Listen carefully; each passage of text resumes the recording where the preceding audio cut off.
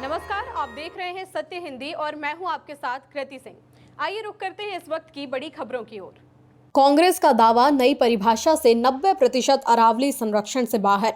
जयराम रमेश बोले, केवल 8.7% पहाड़ियां ही 100 मीटर से ऊंची।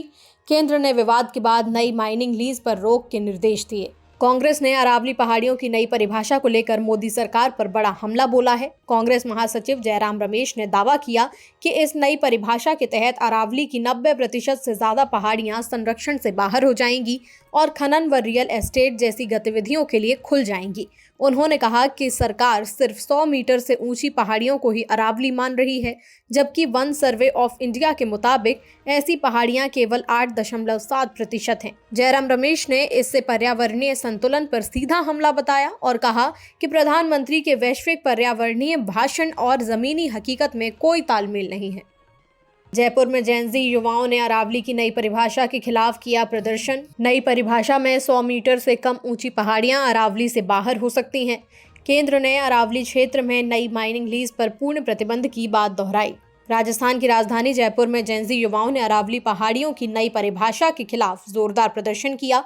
प्रदर्शनकारियों का कहना है कि अरावली सिर्फ पहाड़ नहीं बल्कि पूरे इलाके का जीवन है, जिसे बचाना जरूरी है। सुप्रीम कोर्ट ने केंद्र सरकार की सिफारिशों के आधार पर अरावली की नई परिभाषा को मंजूरी दी है, जिसमें आसपास की जमीन से कम 100 मीटर ऊंची जमीन को ही अरावली पहाड़ी माना जाएगा। पर्यावरणविदों को डर है कि इससे 100 मीटर से कम ऊंची लेकिन पर्यावरण के लिए अहम पहाड़ियों पर खनन और निर्माण का रास्ता खुल सकता है।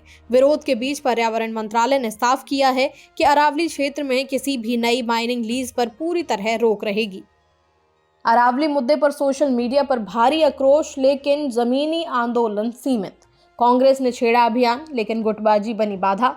बीजेपी ने खनन के डर को बताया बेबुनियाद। अरावली पहाड़ियों को लेकर सोशल मीडिया पर इन दिनों जबरदस्त गुस्सा दिख रहा है। कई वीडियो वायरल हुए जिनमें बड़े पैमाने पर आंदोलन दिखाया गया, लेकिन हकीकत में ये वीडियो दूसरे प्रदर्शनों के निकले।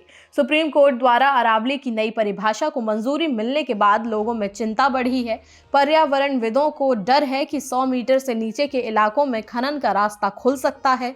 राजस्थान में कांग्रेस ने इसे बड़ा मुद्दा बनाया है, लेकिन पार्टी की अंदरूनी गुटबाजी के चलते आंदोलन बिखरा हुआ है। बीजेपी का कहना है कि अरावली पूरी तरह सुरक्षित है और विपक्ष बेवजह डर फैला रहा है।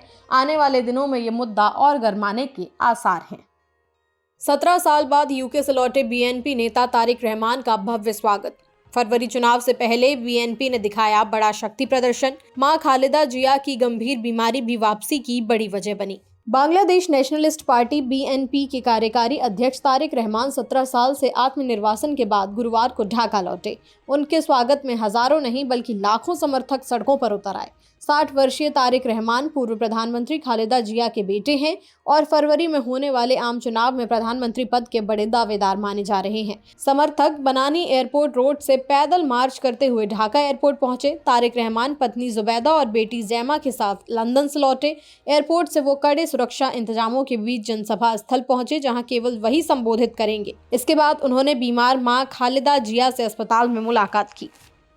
एएमयू परिसर में शिक्षक दानिश राव की गोली मारकर हत्या। स्कूटर सवार 2 बदमाशों ने सिर में मारी गोलियां, मौके से फरार। पुलिस ने बनाई 6 टीमें, सीसीटीवी से जांच जारी। उत्तर प्रदेश के अलीगढ़ मुस्लिम यूनिवर्सिटी एएमयू परिसर में बुधवार रात एक स्कूल शिक्षक की गोली मारकर हत्या कर दी गई। एबीके हाई स्कूल में कंप्यूटर साइंस पढ़ाने वाले दानिश राव अपने 2 साथियों के साथ टहल रहे थे, तभी स्कूटर पर आए 2 बदमाशों ने उन्हें रोका और पिस्तौल तान दी। आरोप है कि बदमाशों ने दानिश को कम से कम 3 गोलियां मारी, जिनमें 2 सिर में लगी। गोलीबारी के बाद उन्हें जेएन मेडिकल कॉलेज ले जाया गया, जहां डॉक्टरों ने उन्हें मृत घोषित कर दिया। घटना केंद्रीय पुस्तकालय के पास हुई। पुलिस ने 6 टीमें गठित कर सीसीटीवी फुटेज खंगालना शुरू कर दिया है। ये घटना कानून व्यवस्था के दावों के बीच हुई है। रायपुर, बरेली और नलबाड़ी में क्रिसमस सजावट पर हमले। कई भाजपा शासित राज्यों में पुलिस ने कार्रवाई नहीं की। ईसाई समुदाय में गहरी चिंता और नाराजगी। इस क्रिसमस भी देश भर में ईसाई समुदाय पर हमले और डर की घटनाएं जारी हैं। छत्तीसगढ़ के रायपुर में बजरंग दल के लोगों ने मैग्नेटो मॉल में सजावट तोड़ दी और सेंटा की मूर्ति भी क्षतिग्रस्त कर दी। उत्तर प्रदेश के बरेली में भी चर्च के सामने हनुमान चालीसा का पाठ कर प्रदर्शन किया गया, जिसमें 20 से ज्यादा लोग जय श्री राम के नारे लगा रहे थे। असम के नलबाड़ी जिले में सेंट मैरी स्कूल की क्रिसमस सजावट को आग लगाई गई। कई भाजपा शासित राज्यों में पुलिस और प्रशासन ने ऐसे मामलों में अब तक कोई कार्रवाई नहीं की है। हाल ही में जबलपुर में दृष्टिहीन युवती पर चर्च में हमला हुआ था। उस पर आरोप लगाया गया कि वो धर्मांतरण के लिए लोगों को उकसा रही थी, लेकिन अब तक कोई कार्रवाई नहीं की गई है। देश भर की ईसाई समुदाय में डर और गहरी नाराजगी है। बीजेपी के कुल चंदे में व्यक्तिगत दान सिर्फ 5.6%। कांग्रेस को 26% चंदा सीधे आम लोगों से मिला। लोकसभा चुनाव साल में बीजेपी को कांग्रेस से 12 गुना ज्यादा चंदा। चुनाव आयोग को दी गई 2024-25 की चंदा रिपोर्ट में राजनीतिक दलों की फंडिंग को लेकर बड़ा फर्क सामने आया है। रिपोर्ट के मुताबिक बीजेपी को मिलने वाले कुल चंदे में सिर्फ 5.6% हिस्सा व्यक्तिगत दान का है, जबकि कांग्रेस को 26% चंदा आम लोगों से मिला। इस दौरान बीजेपी को 2045 लोगों से 345 करोड़ रुपए मिले, वहीं कांग्रेस को 2386 लोगों से 139 करोड़ रुपए का दान मिला। लोकसभा चुनाव वाले साल में बीजेपी की कुल आमदनी 6088 करोड़ रुपए रही, जो कांग्रेस से करीब 12 गुना ज्यादा है। आंकड़े बताते हैं कि बीजेपी को सबसे ज्यादा फंडिंग कॉरपोरेट और इलेक्टोरल ट्रस्ट से मिलती है, जबकि कांग्रेस छोटे दान पर जोर दे रही है। अरुणाचल प्रदेश को चीन ने अपने कोर इंटरेस्ट में बताया। एलएसी पर तनाव कम होने के बाद रिश्ते सुधारने की कोशिश। भारत चीन के बीच अविश्वास अभी भी बड़ी चुनौती। अमेरिकी पेंटागन की एक रिपोर्ट में चीन के इरादों को लेकर बड़ा खुलासा हुआ है। रिपोर्ट के मुताबिक चीन ने भारत के अरुणाचल प्रदेश को भी अपने तथाकथित कोर इंटरेस्ट में शामिल कर लिया है। पेंटागन का कहना है कि चीन 2049 तक चीनी राष्ट्र के महान पुनर्जागरण का लक्ष्य लेकर चल रहा है, जिसके तहत वो ताइवान, दक्षिण चीन सागर और अरुणाचल जैसे विवादित इलाकों पर अपना दावा मजबूत करना चाहता है। रिपोर्ट में यह भी बताया गया है कि एलएसी पर तनाव घटने के बाद चीन भारत से रिश्ते स्थिर करना चाहता है, ताकि भारत अमेरिका की नजदीकी ना बढ़ पाए। हालांकि भारत अब भी चीन के इरादों को लेकर सतर्क और सशंकित बना हुआ है। कर्नाटक के चित्रदुर्ग में बस ट्रक टक्कर के बाद आग, 10 से ज्यादा मौतों की आशंका। तमिलनाडु में टायर फटने से सरकारी बस ने मारी टक्कर, 9 की मौत। दोनों हादसों में कई लोग घायल, अस्पताल में इलाज जारी। देश में एक बार फिर से भीषण सड़क हादसों ने लोगों को झकझोर कर रख दिया है। कर्नाटक के चित्रदुर्ग जिले में गुरुवार तड़के एक निजी बस की ट्रक से टक्कर के बाद आग लग गई, जिसमें 10 से ज्यादा लोगों के मारे जाने की आशंका है। ये बस बेंगलुरु से शिवमोगा जा रही थी। हादसे के बाद बस पूरी तरह जल गई, जबकि कुछ यात्री किसी तरह बाहर निकल पाए। वहीं तमिलनाडु में बुधवार को एक सरकारी बस का टायर फटने से बड़ा हादसा हो गया। बस डिवाइडर पार कर सामने से आ रही गाड़ियों से टकरा गई, जिनमें 9 लोगों की मौत हो गई। कई लोग गंभीर रूप से घायल हैं और अस्पताल में भर्ती हैं। फरवरी 2026 के बांग्लादेश चुनाव में अवामी लीग पर पूरी तरह होगी रोक। अमेरिकी सांसदों की अपील के बाद सरकार ने किया रुख साफ। 1971 के बाद पहली बार अवामी लीग होगी चुनाव से बाहर। बांग्लादेश की अंतरिम सरकार ने साफ कर दिया है कि पूर्व प्रधानमंत्री शेख हसीना की पार्टी अवामी लीग फरवरी 2026 में होने वाले आम चुनाव में हिस्सा नहीं ले सकेगी। ढाका में सरकार के प्रवक्ता शफीकुल आलम ने कहा कि अवामी लीग पर लगाया गया प्रतिबंध बरकरार है और उसकी राजनीतिक गतिविधियों की इजाजत नहीं दी जाएगी। ये पहली बार होगा जब 1971 के बाद अवामी लीग चुनाव से बाहर रहेगी।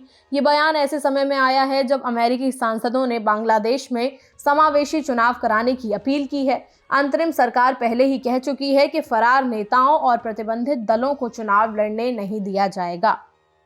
एप्स्टीन केस से जुड़े 10 लाख से अधिक दस्तावेज मिले। दस्तावेज सार्वजनिक करने की तैयारी हो रही है, लेकिन लग सकते हैं काफी हफ्ते। तय समय सीमा पूरी न होने पर न्याय विभाग की जांच शुरू। अमेरिका में यौन अपराधी जेफरी एप्स्टीन से जुड़े मामले ने फिर से हलचल मचा दी है। अमेरिकी अधिकारियों का कहना है कि उन्हें इस केस से जुड़े 10 लाख से ज्यादा दस्तावेज मिले हैं। इन फाइलों को आने वाले दिनों और हफ्तों में सार्वजनिक किया जा सकता है।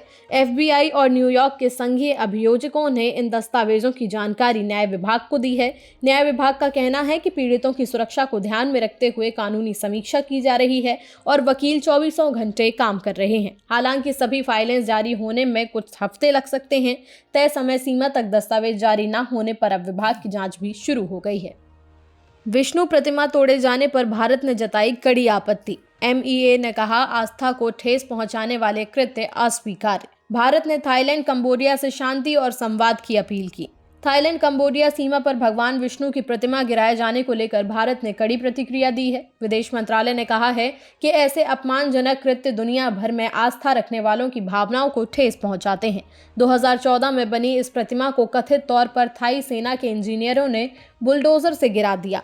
घटना का वीडियो सोशल मीडिया पर सामने आते ही नाराजगी फैल गई। विदेश मंत्रालय के प्रवक्ता रणधीर जायसवाल ने कहा कि हिंदू और बौद्ध देवी देवता इस पूरे क्षेत्र में साझा सभ्यतागत विरासत का हिस्सा हैं। भारत ने थाईलैंड और कंबोडिया से बातचीत और कूटनीति के जरिए शांति बहाल करने की अपील की है। फिलहाल के लिए इतना ही। देश दुनिया की बड़ी खबरों के लिए देखते रहिए सत्य हिंदी।